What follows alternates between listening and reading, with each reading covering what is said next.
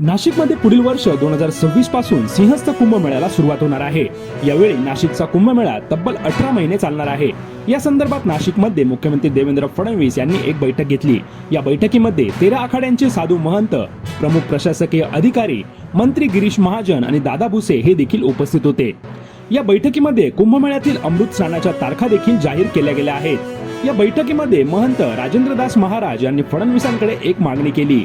कुंभमेळ्यातील पर्वणीच्या काळातील स्नानाला शाही स्नान न म्हणता अमृत स्नान म्हणावे, कारण शाही स्नान हा शब्द मुघल काळाशी संबंधित आहे, त्यामुळे शाही ऐवजी अमृत स्नान हा शब्द वापरावा अशी मागणी त्यांनी केली। त्यामुळे आता पर्वणीच्या काळातील स्नानाला शाही स्नान नाही तर अमृत स्नान म्हटले जाणार आहे। नाशिकच्या कुंभमेळ्यामध्ये नाशिकमधील पंचवटी आणि त्र्यंबकेश्वर अशा 2 ठिकाणी कुंभमेळा होत असतो आणि या दोन्ही ठिकाणच्या अमृत स्नानाच्या तारखा जाहीर झाल्या आहेत। 31 ऑक्टोबर 2026 रोजी ध्वजारोहण करून कुंभ पर्वाला सुरुवात होणार आहे। नाशिकमधील पहिलं अमृत स्नान हे 2 ऑगस्ट 2027 रोजी होणार आहे, तर द्वितीय अमृत स्नान हे 31 ऑगस्ट 2027 रोजी होणार आहे, तर तृतीय अमृत स्नान हे 11 सप्टेंबर 2027 रोजी होणार आहे। तसंच त्र्यंबकेश्वर येथील पहिलं अमृत स्नान हे 2 ऑगस्ट 2027 रोजी, द्वितीय अमृत स्नान हे 31 ऑगस्ट 2027 रोजी, तर तृतीय अमृत स्नान हे 12 सप्टेंबर 2027 रोजी होणार आहे। या मुख्य 3 पर्वण्यांच्या अमृत स्नानाच्या दिवशी दोन्ही ठिकाणी साधू महंतांची मिरवणूक निघते।